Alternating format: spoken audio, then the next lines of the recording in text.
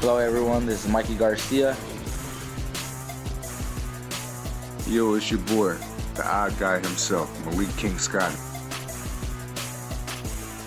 Hi, I'm Charlie Edwards. This is Fast Eddie Chambers, and you're listening to the BoxHard podcast with my main man, Joey Coastman. Hello, everybody, and welcome to the 11th episode of the BoxHard podcast. I'm your host, Joey Coastman. I'm joined, as always, by Mr. Ayaz Sumra. Ayaz, how you doing? I'm good, Joey. How are you? Very good, very good.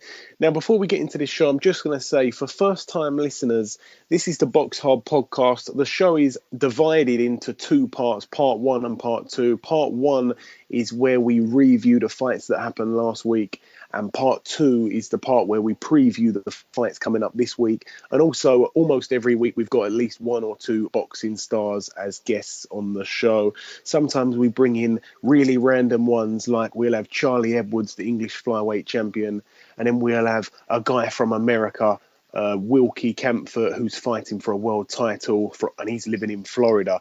We bring in really, really random guests, and we just merge them together on one show. So if you're listening for the first time, thank you very much for tuning in. Now, before we get into part one, Ayaz, I just want to say I'm wearing my Team Fury hoodie for the whole of this show. And the new! Ayaz, join me. And the new! And the new!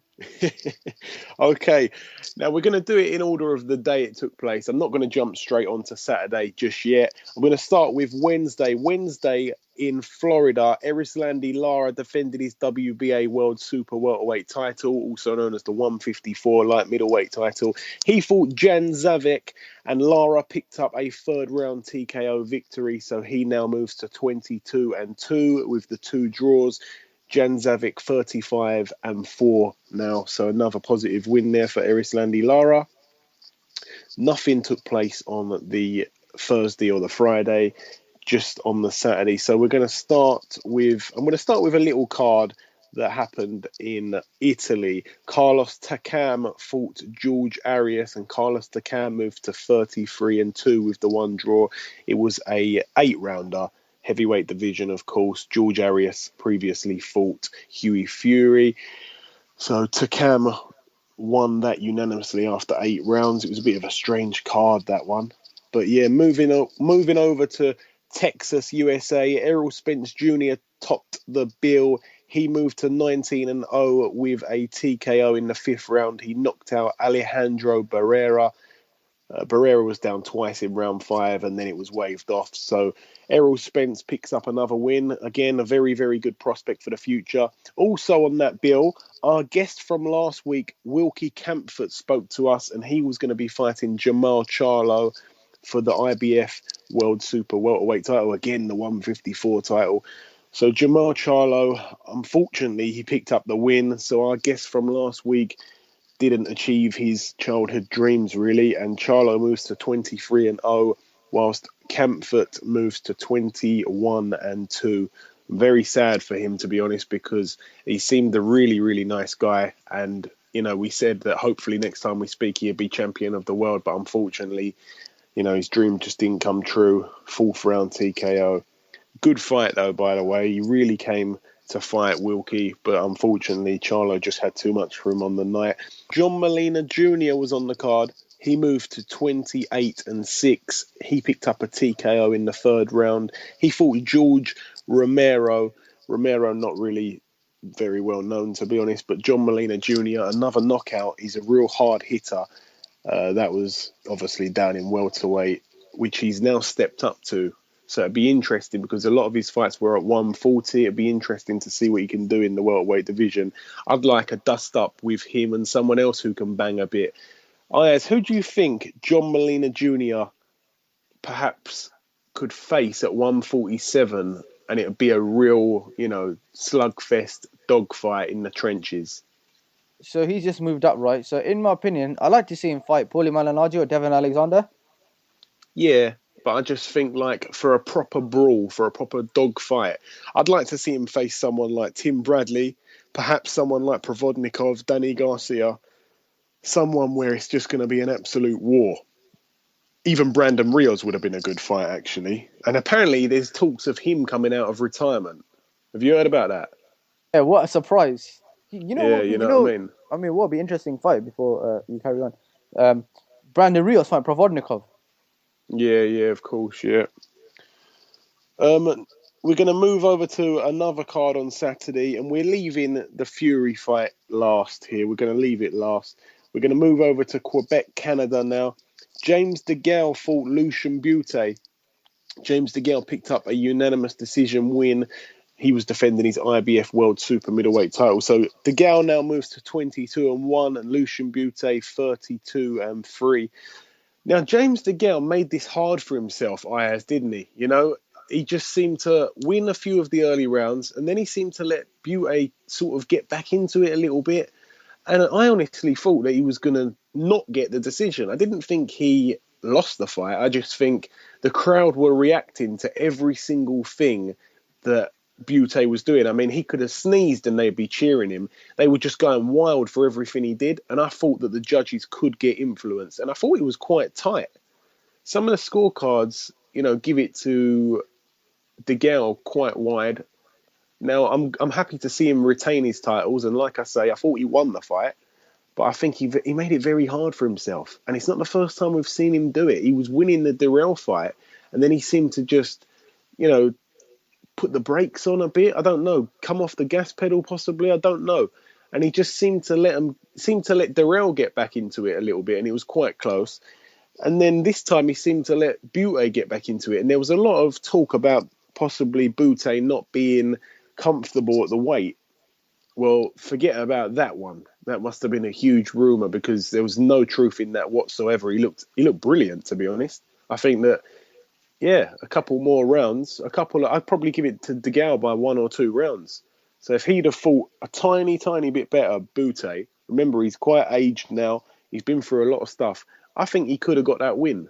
And I'm a huge DeGale fan. But if he'd have given it a little bit more, he'd have won that fight. What do you make of it, Ayaz? What did you think? I know you stayed up and watched it as well. Yeah, I stayed up. DeGale, in my opinion, he did very good. To be honest, like I know Butte is a good fight, but you know, since that Froch, people might agree with me, people might disagree with me. You know, since that fight against Froch, I don't think he's the same fighter. Yeah, I mean, there's a point to that. But like I say, he put up such a good fight against DeGale, who's a young, you know, skillful boxer. He was going southpaw, he was going orthodox. Obviously, Butte's southpaw anyway, but it was a good fight. It was almost. I thought he was going to knock him out. Put it that way. I thought that DeGale was going to knock Butte out early, and so did DeGale. DeGale said he's going to take him out within the first 6 rounds. I think I heard also he wanted to take him out within the first 3 rounds. I had money on DeGale winning that fight by knockout. And, you know, it just didn't happen. And again, it was close. So I'm a bit disappointed in DeGale. I don't know what it is. It's not that he has stamina problems, because he doesn't. But he just seems to take his foot off the gas. I don't know what it is. Just during the fight, he takes his foot off the gas. I don't know if he thinks he's winning by miles and he thinks he can take the foot off. But he can't, because he will get caught out, especially if he's fighting in these guys' backyards. He will get caught out, and it won't be looked at as a robbery because of what's going on in the crowd. You know, everyone's going wild. It won't be seen as a robbery. Honestly, it was very, very close fight on Saturday. So I hope, I don't know, he starts fighting again the way he was when he was just knocking people out like Paraban and these other guys. Moving down the card anyway, there was a bit of an upset. Well, a big upset, actually. Amir Imam, he got TKO'd in the 8th round. He was a prospect, Don King fighter. He's now 18-1. He went into this fight unbeaten. And the man of the moment, Adrian Granados, who had a record of 16-4 and 2 draws. He's now 17 wins, 4 losses and 2 draws. So he's defeated a prospect. That is in the 140 division. TKO in the 8th round. Also, Elida Alvarez was on the bill. He fought Isaac Chilemba, the foe of Tony Bellew. This was for the WBC silver light heavyweight title. Alvarez defeated Chilemba by a majority decision after 12 rounds. Alvarez now moves to 19-0, unbeaten, and Isaac Chilemba racks up his third loss now, 24-3 and 2 draws.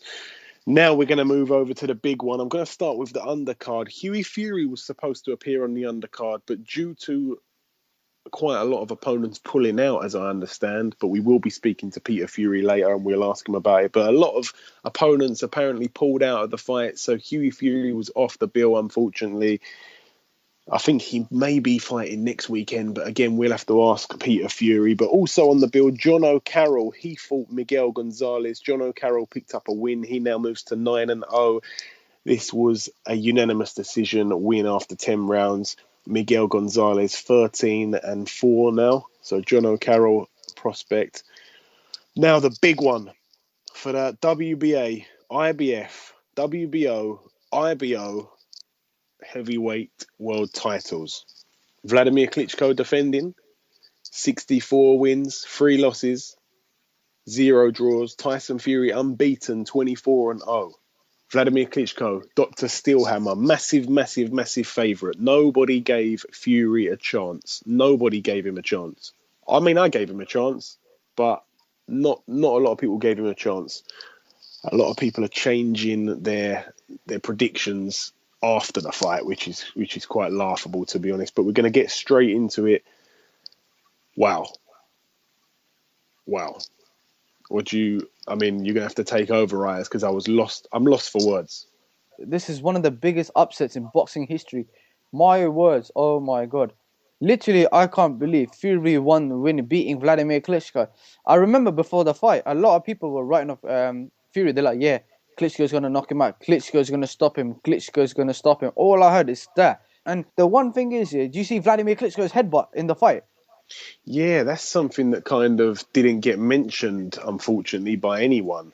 I don't think Peter Fury was very happy with the Sky pundits, but that seemed to just go, no one said anything about it. It just seemed to be, forgotten about almost immediately. But Fury was deducted a point in the 11th round for shots in the back of the head. Now, Tony Weeks, I don't know how great his performance was as a referee, to be honest.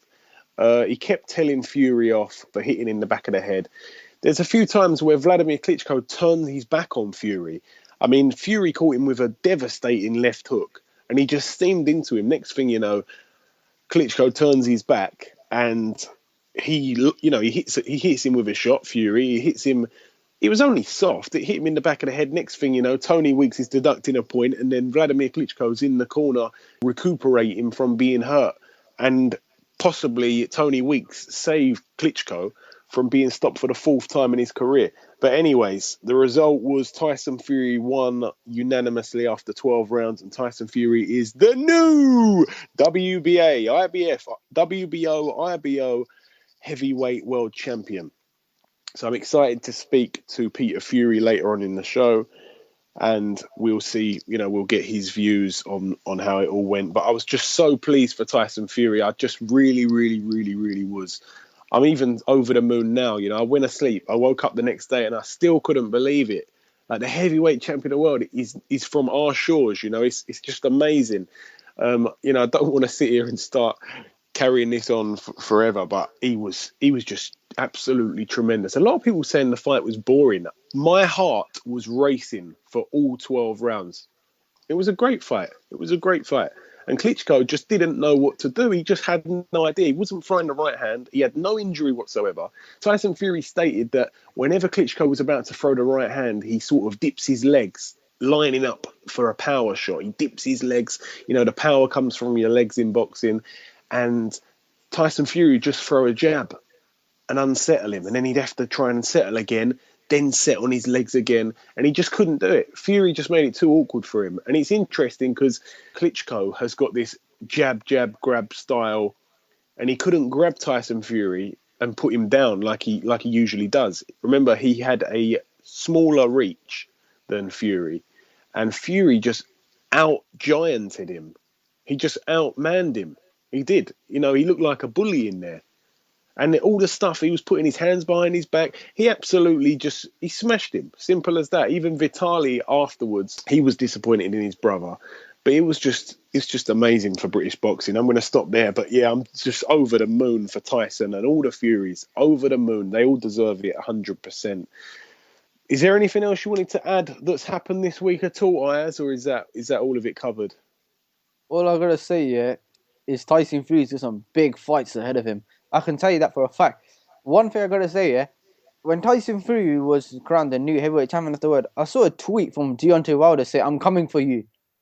See, that's a fight that could get made down the future. It all depends on what happens with the Klitschko rematch, because let's not be silly and sit here now and say that Klitschko is completely written off. He's had one bad fight against Tyson Fury. That's it. In all of his other fights, he's looked tremendous. You know, people were saying that he's in the best form of his life, even though he's 39 years old.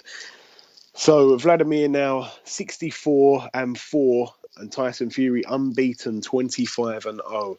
So yeah, Tyson Fury is going to now turn into the cash cow in the division.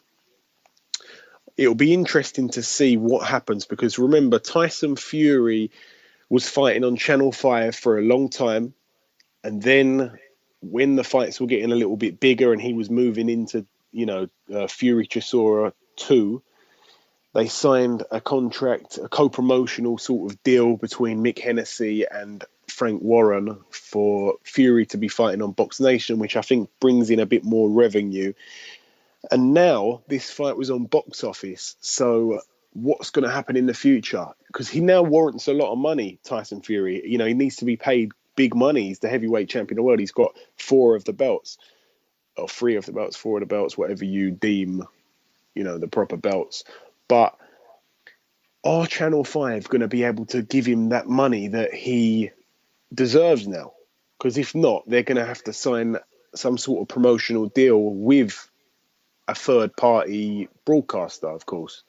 So it'd be interesting, because Hennessy is contracted to Channel 5, of course. So it'd be interesting what happens next, and I'll be sure to ask that to Peter Fury.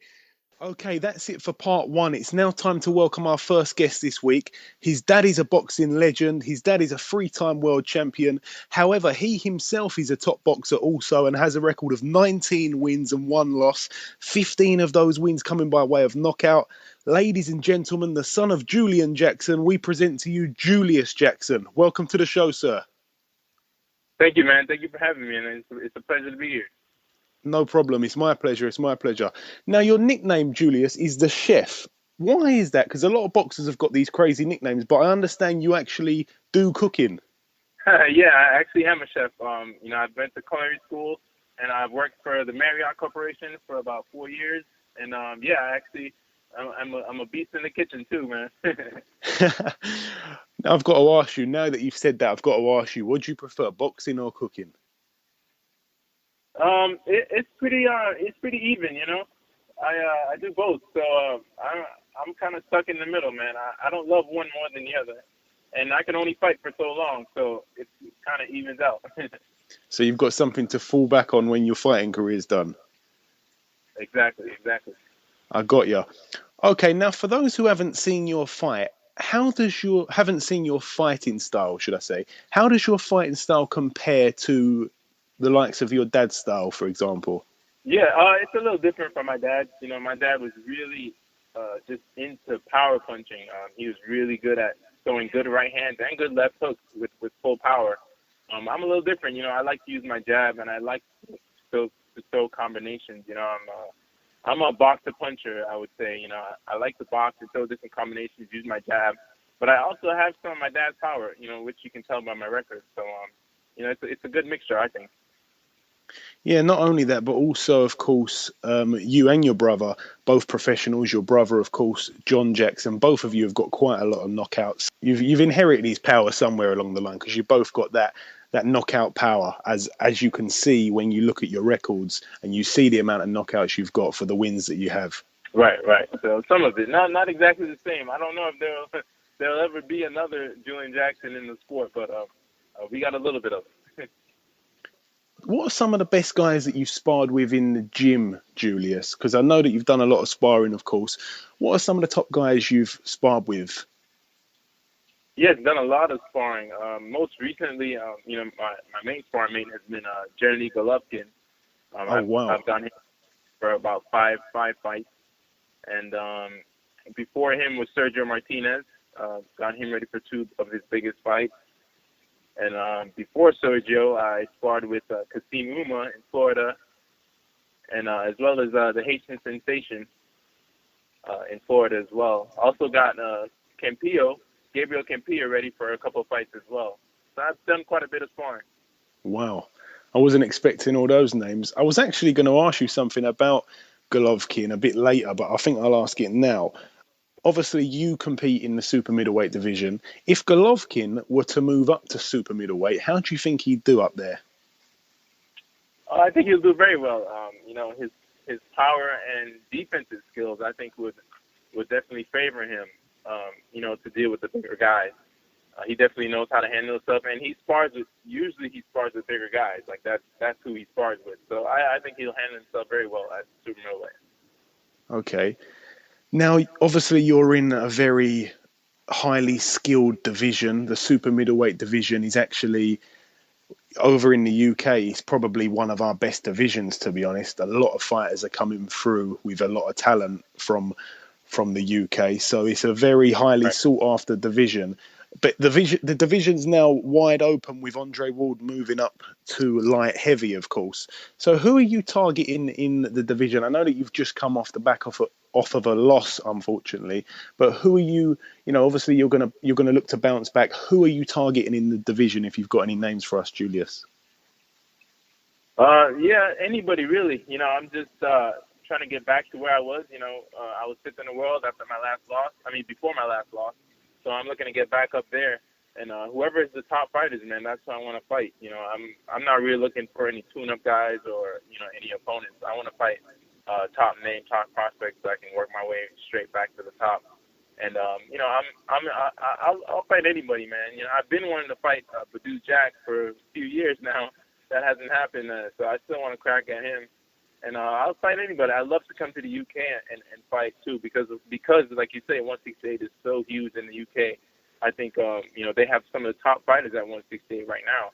So I'll definitely love to do that, just to test myself, improve myself. I think that's what I really want to do, is prove myself to the world that I am one of the best 168 pounders. So that's what I want to do. Now, as well as competing in boxing, are you also a fan of the sport? Do you also watch boxing? Do you know what's going on in your division? Yes, I do know what mostly is going on in my division, yeah. Would it be okay if I threw a few names at you, some of the top guys, and possibly if you summed up what you thought of them, your opinion on them in just a short sentence, and I just threw a few names at you, would you be able to do that? Yeah, definitely. Okay, so yeah, you don't have to go right into it. You can just say a couple of words. That's fine. I'm just going to throw about 6 names or 7 names at you. So I'll start with James DeGale. Oh, very good boxer. Very slick and aggressive. I like his style. I think he's a great top fighter and a world champion. I watched his fight with Butte and did very, very good. Good skill. Was able to move and box when he needed to, and be aggressive when he needed to. So I think he's a great champion. Very good style and has good power too. Badou Jack. Another good champion. I think he has a lot of flaws though. He makes a lot of mistakes, but he wants to be champion, which I think is his drive. He's a very willed fighter. He'll will himself through any fight, and I take my hat off to him in that. But I think he can definitely be beaten, and I think he's going to be in tough when he faces the top guys like DeGale. I think he'll have tough time with those guys. Arthur Abraham. Oh man, he's has a history of great fights. I admire his style. Has a lot of heart. He's one of the fighters that I can say has a lot of heart and will never quit. And I know he's on his way out. He's very at the end of his career. Tough fighter, man. He reminds me of Carl Froch with the tenacity. And I just think he'll forever be remembered as one of the great champions. So hopefully we get to see him again soon. Anthony and Andre Dirrell. Yes, the two brothers. Great boxers. They have one of the best boxing skills at 168, I would say. Such great talent, very talented, athletic fighters. And I would like to get in the ring with either one. I think they they will definitely test you. They will test your skill and your strength. And I would see them as some of the top 168 fighters in the world. Felix Sturm. Felix Sturm, man, I've been longing to see him fight again. I haven't seen him fight in a while, but very sound technical fighter, and another one of the best 168 pounders there is right now. Hopefully we get to see him back really soon. And just two more. George Groves. Yeah, George Groves. I almost had the opportunity of sparring with him in California, in Big Bear, while I was training with Golovkin. And he's just got a big heart, man. He's a no-nonsense fighter. You know, he keeps coming. And but he's also smart. He has some smarts to him. But I think he's one of the top guys. He took a tough loss against Purdue Jack, but I think he'll come back and he can beat a lot of guys right now. So I see him as one of the top 168s for sure. And the last one I'm going to throw at you. You may not know him. You may know him. You may not. He's from the UK. A big prospect, unbeaten. He's coming up. I think he's maybe third in the WBC, if I'm not mistaken. Callum Smith. Have you heard anything about this guy? Yes, I have heard of him. I've seen some clips of him fight. I haven't seen any live fights, but I've seen some clips, and he's a very good fighter. He almost has a similar style to myself, which is one thing I noticed. He can throw good combinations, and he has good power. Has a good jab too, and I see him as being a force to reckon with once his popularity goes up, and he keeps working his way up. I think he'll be a force to reckon with, definitely. Yeah, see, there's one promotional company in the UK, Eddie Hearn. He owns Matchroom Sports, obviously, and he's got a lot of boxers. Most of the best boxers in the UK are signed with him, and he had two prospects. Callum Smith and another guy called Rocky Fielding. Rocky Fielding was 21-0 and Callum Smith was 17-0, and he matched them against each other. And everybody thought it was going to be really close, and Callum Smith just demolished him in the first round. It was quite horrible, to be honest. But he's a real devastating fighter. That's the fight that I saw because the other fighter, what's the other fighter's name? Rocky Fielding. Yeah, Rocky Fielding. He was actually a name called for me to fight. So I was looking at him, and he booked the fight right before my fight, and he was fighting him, and that's the fight that I saw. I thought it was going to be close myself. Yeah, see, Callum Smith, and he's 6'3", and he throws these hooks to the body. He seems to stop a lot of people with body shots. But anyways, enough on Callum Smith. I want to ask you, Julius, who is your favourite fighter? In fact, before I ask you that, I still don't forgive your dad for knocking out our very own Herol Graham. It was 25 years last week. I still haven't forgiven him. Yeah, that was a great fight, man. Herol Graham was actually really, really beating him up, and that one punch, man. I think only my dad has that one sweeper, man. Is he still got a lot to do with your career, Julius, your dad? Yes, very much so. He's one of my head trainers, and he's also part of my management team. So definitely, he's very much involved. And I wanted to ask you, what is your favourite fighter? It doesn't have to still be active, but just past and present. Your favourite fighter from the UK? I will have to say Prince Nassim. Prince Nassim is one of my favorite guys to watch. He just had such a relaxed skillfulness, I admire that. Being relaxed in the ring is a big part of my game too. And he was so super relaxed that he could do so much craziness with his style and still be effective. I was really impressed by him. He put a big impression on me, and he was big right after my dad's career, and we used to watch him every fight. We watched every fight of his. It was beautiful to watch, to see him so relaxed. I mean, he would kid around a lot and be kind of crazy, but I could see how relaxed and he used his skills. It was beautiful to watch. Yeah, a lot of people say Prince Nassim when I ask them. Every time I interview somebody from the States, I always ask what's their favourite UK fighter, and that's probably the name that's been thrown back at me the most, to be honest. So, yeah. So, Julius, what is next for you then? Because I know that it hasn't been too long since your last fight, but when are you looking to get back in the ring? Is there any dates been discussed? Any opponents been discussed at all yet? No, not yet, not yet. Al Heyman is my advisor, and I have a local promotional team called 340 Boxing, and so they just have me on a break right now. I'm just relaxing, staying busy in the gym, and hopefully next year, early next year, maybe February, March time, maybe I'll get in there. So just taking a break right now, and about to get married. I'm getting married in December, and then get back in the gym and get back on the road. So just waiting to see, man. Wow, congratulations on that from the BoxHard podcast, Julius. I hope you have a good wedding day and that. Appreciate it, man. And the last thing I was going to say, just before we sign you out, is there any social media that you're on for anybody listening so they can get in touch with you? Twitter, Instagram, Facebook, anything like that? Oh, definitely, man. I'm everywhere. I'm on everything. I'm on Facebook. You can just search me at facebook.com/JuliusTheChef. I'm on Instagram and Twitter at JuliusTheChef1. And I'm also on Snapchat for those who love Snapchat, just at JuliusTheChef. And I also have a website, JuliusTheChef.com. You can check me out there. I'll be posting some recipes and some stuff up there as well. You guys can try and check out. And I'll look for me on the Food Network, man. I'm going to be on the Food Network in January, so just look out for me, man. And those of you who like to eat, just follow me. That's amazing. So hopefully we see you over here in the UK fight one day.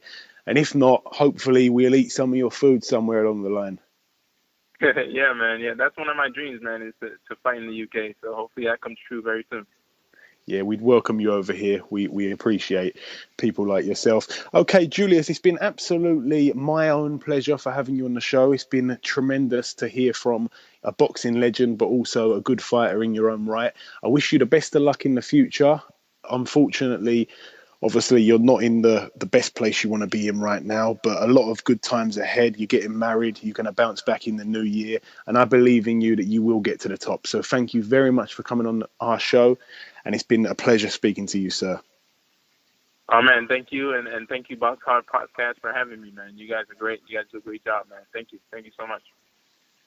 Okay, now it's time for our second guest on this week's show. Ladies and gentlemen, please welcome world champion boxing trainer, Mr. Peter Fury. Okay, Peter, welcome to the show again. Second time you've been on now. Firstly, massive congratulations for what happened on the weekend. Everybody's so proud to have another heavyweight world champion from the UK. So it's an absolute honour to have you on. Thank you very much, and I appreciate it. Now, I just wanted to say a little stat. You may know this, but of all the British heavyweight world champions we've only had 3 guys win the title whilst being unbeaten at the time they won it.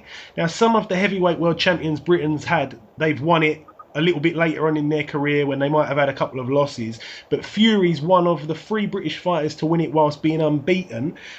He joins Henry Akinwande, who actually had a draw at the time he won it, and Lennox Lewis, who was given the title because Riddick Bowe refused to fight him. So Fury's actually the only guy who's unbeaten and to win it in the ring. So that's, Okay. What other English guy have we got in the heavyweights from Britain that's gone abroad and took it off a super champion? Yeah, no one's ever won it in the ring completely unbeaten. There you had it. So very good. No draws, no losses. Okay, now what was it like over there, Peter? How good does it feel to prove all the doubters wrong, or even the Sky pundits that was against Tyson in the build-up? It's beautiful. That's what makes us win all so great. All the experts, all the knowledge boxes, it rams home exactly where it's at. We've been gifted. It's a gift from God what's happened to prove all these so-called experts absolutely wrong. So they're eating humble pie now, so they don't know what to say. I'd like to see them come back on air and say, well, we totally got it wrong. That's all they can say, isn't it? Yeah, there's nothing else for him to say. Now, Hughie Fury was supposed to be on the bill, but there was a series of pullouts. Is he now on the bill this weekend on the undercard of Lenny Dawes? Yes, he is. Do you know sort of what opponent he's in there with at all? Yeah, we need an opponent with a pair of balls to fight him. That's what we're after. And of course, now that Fury's like the main man in the division, Tyson, there's going to be big paydays down the line. And I know that the last few fights haven't been with Mick Hennessy. Obviously, he's contracted to Channel 5. They haven't been on Channel 5. What will we see in the future? What sort of channel will Tyson be boxing on that will bring him in the money that he deserves now? Well, Tyson's fights, all of his fights now will be pay-per-view because he's a pay-per-view fighter. So that's it. His fights will go on pay-per-view.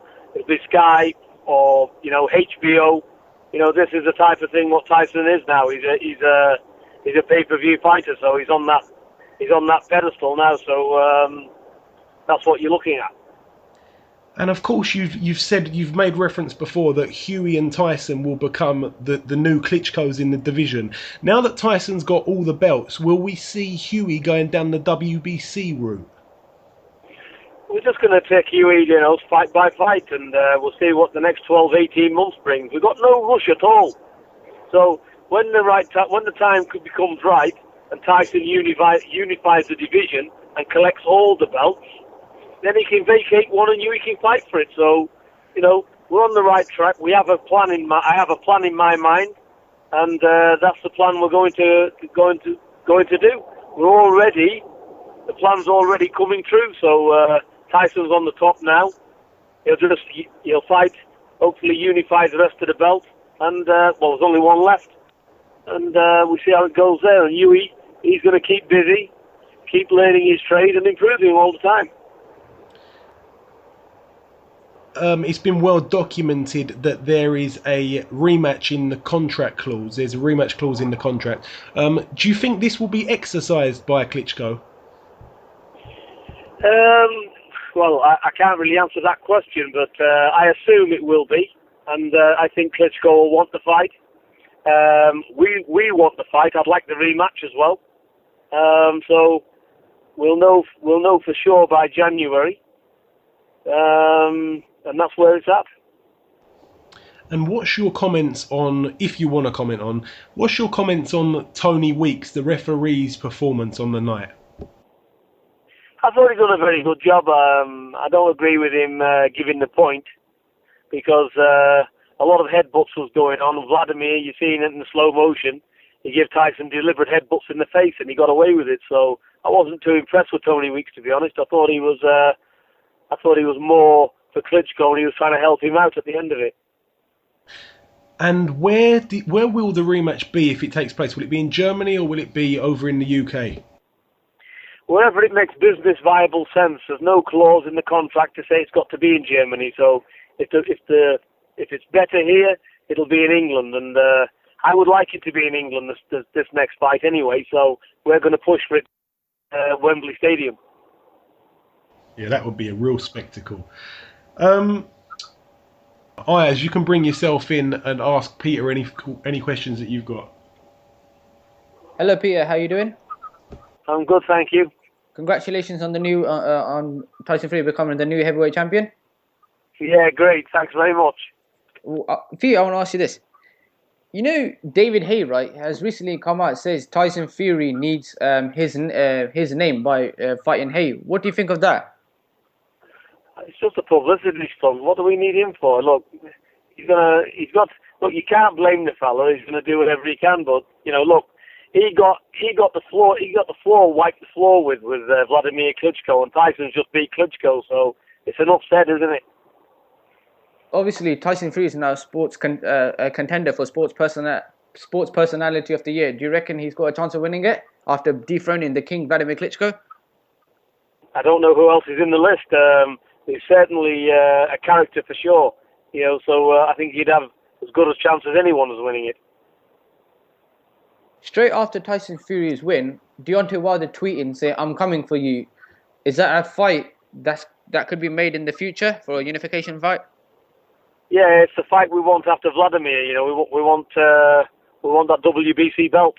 So that's what we're after. So it's a fight we're very interested in. But first, we've got to take care of Klitschko in the rematch. And how do you see this fight going? A lot of people said that Fury ain't gonna win this fight against Klitschko, and obviously now Fury's proved the world. How do you see the second fight going if it happens? I think you're going to see a very special Tyson Fury in the rematch, and in the rematch, I think there'll be a stoppage. I think Tyson will get to Klitschko in the rematch and do a lot better job than the first time around. Thank you, Peter, and I'll pass you back to Joey. Thank you. Last two things I wanted to say, Peter. Now we can actually say it's a much smaller fight than the fights that you've been involved with recently. But how do you see Joshua versus Dillian Whyte going? Very difficult to judge. I see it as a fight which is going to test either man, and we'll see which one's got the capability of going forward onto bigger and better things. So it's a good fight, and I'm pleased that both men are stepping up to the plate and taking it. So it's nice to see, actually. So at least they're taking it because they do believe that they can do great things in the sport, both men. So it's nice that they're getting it on. So I'm looking forward to it. I can't really pick one. All I can say is I'm going to watch it. I think it's going to be a good fight to see. And now, after the fight's obviously taken place, what do you make now of the attempts to try and unsettle Tyson with the extra layers on the ring and also, wrapping his hands without anybody seeing? A few different things he tried to do in the build-up. Do you think he did that maliciously now, looking back at it? Look, all as I know is it was wrong to do the mattress, the canvas, because it was like treading on a soft mattress. It was ridiculous, actually. It wasn't even... The foam that was under the ring would be illegal in this country anyway. It was just ordinary foam that goes in a mattress. So so we got that took out. There was an issue with the gloves. There was an issue with the hand wrappings. But Tyson Fury was not aware of any of this. This is all stuff that me and Mick Hennessy dealt with. Tyson was in his room getting ready for his fight, so it didn't affect him one little bit, because all these issues, me and Mick took care of them. So that's not Tyson to deal with, the fighter. That's for me and Mick to deal with, and we did. I just want to say you've done an absolutely fantastic job of guiding Tyson to where he is, and also it's still early days, but a brilliant job so far with Huey. And I hope that you get the recognition that you deserve now. I think that you're definitely in with a shout for being, the best trainer in the world this year, absolutely. So I hope you get the recognition that you deserve, Peter, because you deserve it more than anyone in the scene at the moment. I'll tell you what I need. I don't need any credit for anything. What I need is my son to be a champion of the world and Tyson to hold them belts. They can look at me as a road sweeper. As long as they get where they want to be, I'm a happy man. But thank you very much. It's all these compliments are very nice to get. No, you're never going to be a road sweeper, Peter. Hopefully not. Yeah. Okay, thank you very much again, Peter, for coming on the show. It's been an absolute pleasure, and I should see you at the Huey Fury fight this weekend. Look forward to it. Thanks for having me on, and all the very best. And Team Fury are now champions of the world. And the new. Exactly. Good listening to that. I can't hear that enough. Thank you so much, Peter. We speak soon. Thank you. All the best. Bye-bye. Okay, now it's time for part 2 of the BoxHard podcast. As you probably already know, this show is split into 2 parts, part 1 and part 2. Part 2 is the part where we preview the fights that are coming up this weekend. So I'm not going to start in any particular order. I'm just going to read them all out, all the big fights coming up this week. They're just sort of sprinkled everywhere, all around the world, all different fighters on crazy bills, crazy fights. So I'm just going to start nowhere in particular. So I'm going to start over in Hamburg, Germany.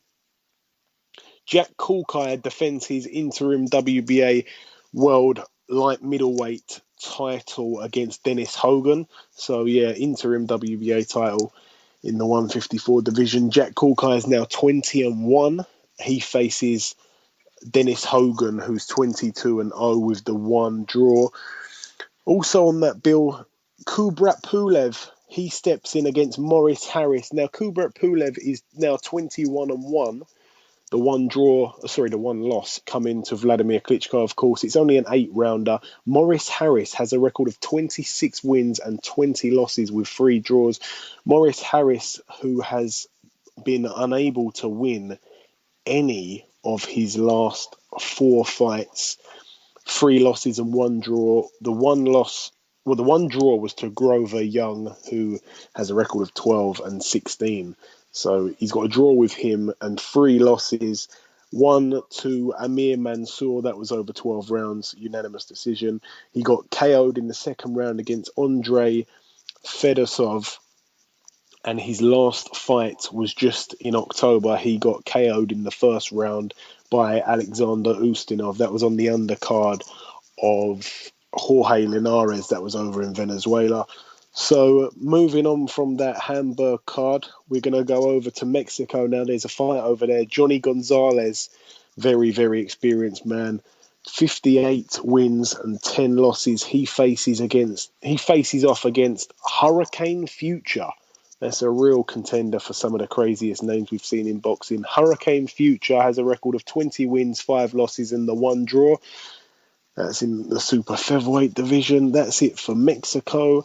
In New Zealand, Joseph Parker gets out again. He looks to move to 17-0, 12-round heavyweight contest for the WBO Oriental heavyweight title. He faces Daniel Martz, who has a record of 14 wins, 2 losses and 1 draw. That's it for New Zealand. Back in England now, Tyler Goodjohn, he's out again. He faces Ivo Gogosevic. Gogosevic, 12 wins, 12 losses, 2 draws. Tyler Goodjohn, 11 wins, 4 losses. That's a 6-rounder in the welterweight division. Also on that card, Wadi Camacho, he's back in a 4-rounder in the cruiserweight division. Wadi Camacho now 13 wins, 5 losses. He faces Rainis Porozovs. Porozovs, 3 wins, 5 losses and 1 draw. So that should really be a walkover for Wadi Camacho. Now going over to the Westcroft Leisure Centre in Carshalton, United Kingdom. Lenny Dawes tops the bill. This is for the vacant EBU European Super Lightweight title. Lenny Dawes now 30 wins, 3 losses and 2 draws. He faces Ruben Nieto. Ruben Nieto 16 wins, 1 loss. Also on the undercard, Hughie Fury, of course, that was confirmed by Peter. Hughie Fury looks to move to 18-0. He's got 17 wins to his name at the moment. His opponent hasn't been announced yet, of course. Peter already said that. They're looking for someone with enough balls to fight him. 10-rounder, that one. And also on that undercard, Danny Cassius Connor, he's out as well, but I'm not sure who his opponent is at this stage. Over at the Hilton Hotel in Coventry, Andrew Robinson, he's in a 4-rounder. He faces Jason Ball. A lot of people may remember Andrew Robinson for his fight with Frank Buglioni. Andrew Robinson is now 16-1. That 1 loss was to Buglioni. And Jason Ball, 9 wins, 21 losses. Now going over to California, Andy Ruiz Jr., he's out again. It's only an 8-rounder. He's now 26-0. He looks to move to 27-0. I can't wait to see him get someone in the top 10, top 15 to fight him, because he seems to be fighting all these journeymen, padding out his record. But I think he's actually a good fighter, so it'd be nice to see him in there with someone of note. But his opponent hasn't been announced yet. As I said, it's only an 8-rounder over in California. And now the biggest bill of the weekend, without a doubt, in the Barclays Center, Brooklyn, New York. Daniel Jacobs, he faces Peter Quillin. Now, Daniel Jacobs has a record of 30 wins, 1 loss. He's the WBA World Middleweight Champion. He faces Peter Quillin, who was the WBO World Middleweight Champion, but he gave his belt up in order to not fight on the Rock Nation bill, and the belt was given to Korobov, and Korobov fought Andy Lee for it, and Andy Lee won that fight, of course, and then Andy Lee went on to defend against Peter Quillin in his first defense, and Peter Quillin and Andy Lee fought to a draw. That's the only draw on Peter Quillin's record. So Peter Quillin 32-0, unbeaten, but with the 1 draw to Andy Lee. Now this is a massive fight, Ayaz, of course. We know that Danny Jacobs comes to fight. He's a good fighter. He's skillful. But we also know that Peter Quillin, also known as Kid Chocolate, is a real talent in the middleweight division. Last week, or the week before now, sorry, we saw Cotto face off against Canelo. Canelo is now, he's now the champion at middleweight. He's now got the WBC belt at middleweight. This one is for the WBA belt. Whoever wins this is going to take that belt, of course. Daniel Jacobs already the champion at the moment. And then on the 19th of December, we're going to see the WBO championship contested for, and that is at the moment held by Andy Lee, and he faces off against Billy Joe Saunders. So a hell of a lot of movement in the middleweight division at the moment. It's a real hot division. Some really interesting fights. But yeah, back to the fight. Danny Jacobs, Peter Quillin, Ayaz, talk to me. I can't wait for this fight. It's because obviously it's Peter Quillin versus Daniel Jacobs. Obviously, we've seen Quillin fight against Andy Lee, and we've seen that became a draw. Now, there's a saying that the winner of this fight has to fight the winner of Spike O'Sullivan versus Chris Eubank Jr., which, in my opinion, that would be a very good fight. The winner of Quillin and Jacobs versus the winner of Spike O'Sullivan and Chris Eubank Jr. But with the Quillin fight, in my opinion, I have to against Quillin against Jacobs. I have to give the verdict to, in my opinion, that's going to win the fight. I reckon Quillin will win it. I have to agree. I think Danny Jacobs is a good fighter, but I just don't think I don't think he's going to be able to cope with Quillin. Quillin's very, very crafty, good fighter, very skillful, punches quite hard. Danny Jacobs is a good fighter in his own right. You know, we're here to bring you the fights and to give our opinions on it. And this one is a really, really, really close one. It's hard to split these guys. But moving down on the undercard of that fight, Chris Algieri, he fights Eric Bone. Chris Algieri, 20 wins, 2 losses. Eric Bone, 16 wins, 2 losses. Of course, Algieri's 2 losses, 1 to Amir Khan and 1 to Manny Pacquiao. There's no shame in that. So Algieri should win this fight, to be honest. You know, he wants to get back in the picture of things at 147.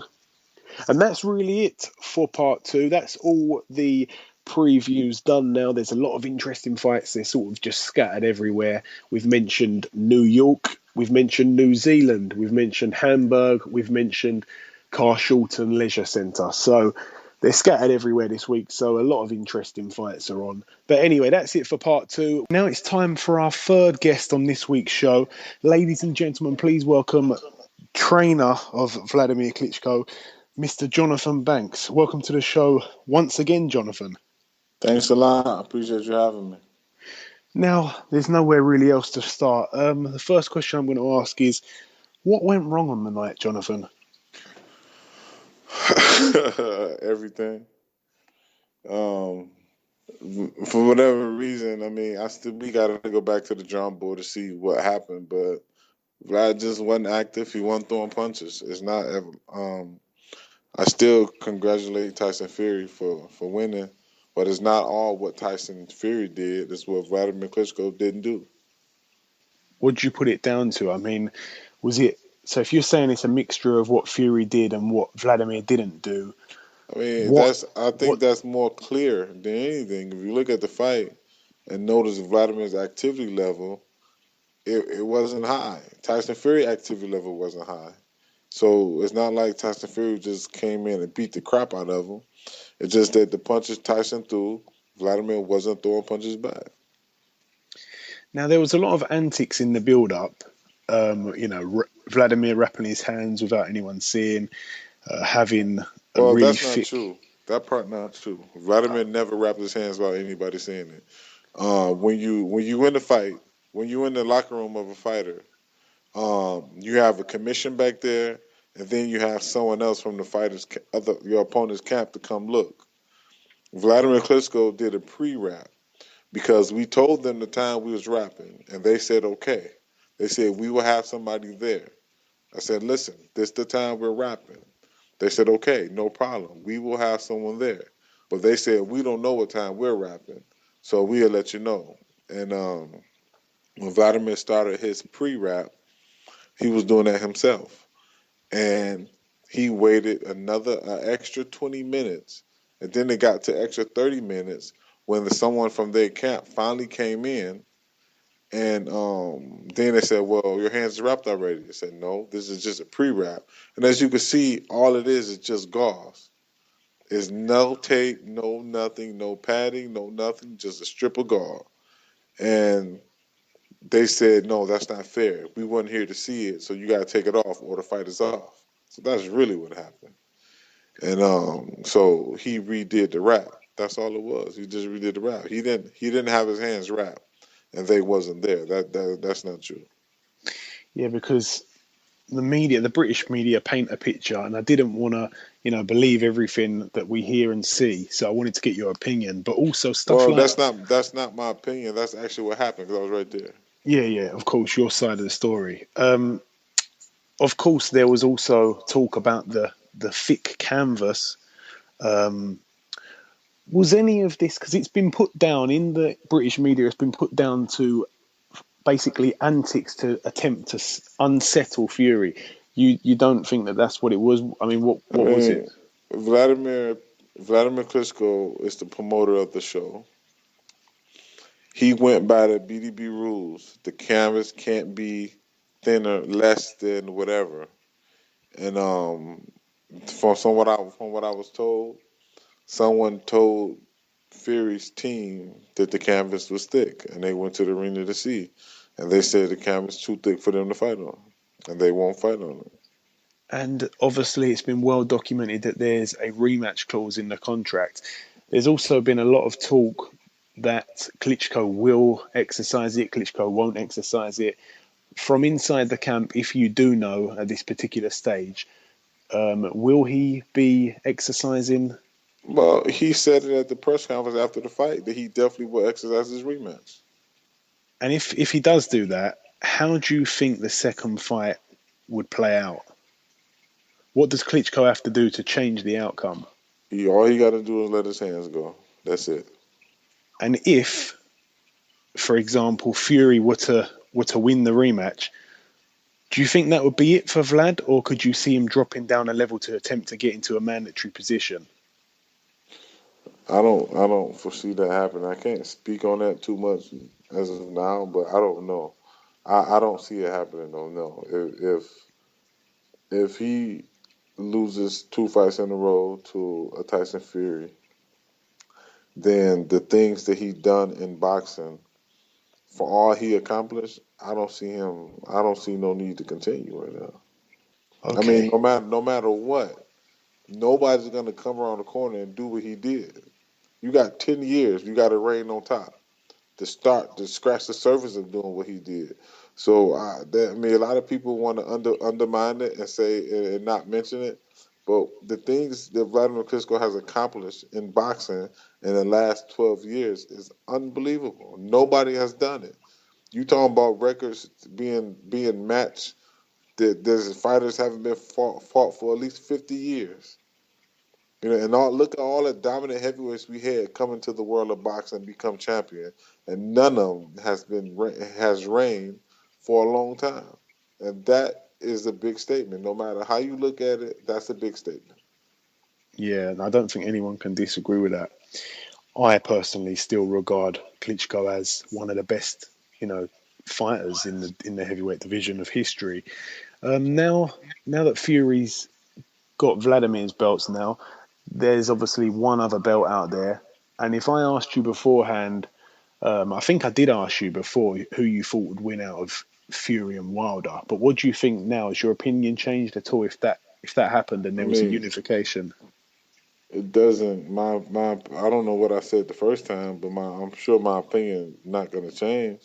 When I said whoever, what I can't even think what I said, but I believe that um, whoever can take the best punch and keep going will win the fight. But do you give credit to Fury for getting the win though? How can you not? I mean, you have to. He came in there and he did something in one night that 12 years nobody did. So you have to give him. You have to take a hat off to the man. You have to congratulate the new champion. I mean, that would be wrong not to congratulate him. He did everything. He believed in himself. He did everything he knew to do to win. And me personally, all I can say is congratulations to him. Okay, now moving on from the Klitschko fight. Last time we spoke, Dillian Whyte was still in camp. He's obviously still in camp now. How has camp gone up until this point, Jonathan? Cap is great. I mean, I have no complaints about it. I mean, as you can see, I mean, a lot of people say every fighter, you won't get not one fighter or trainer to go on the show or come up to a podium and say camp suck, camp is terrible, but I don't know what's gonna happen in the fight. Everybody say camp is great. That's when you have your good times, your bad times in camp. So it's traditional. Camp is good, but camp don't matter until unless you perform it on fight night. But for Dillian Whyte, he's looking good. He's in good shape. And I just believe that he go perform on the 12th. Okay, Jonathan. Well, yeah, thank you for taking time out of your day to speak with us so soon after the fight, of course. We And kept man, it. anytime. I hate that it took so long. I wish we could have got it done sooner, you know. But anytime, whatever you want to ask, I mean, I'm here for you. Whatever you need, it's fine with me. I appreciate that, Jonathan, but we've had you on twice, which has been my honour. So, Well, it's my pleasure, man. Believe me, and I appreciate you contacting me. And like I said, anything you want to ask, anytime you want to ask it, just send me a message, and we get back on the show. excellent. Thank you very much, Jonathan. My pleasure. Thank you.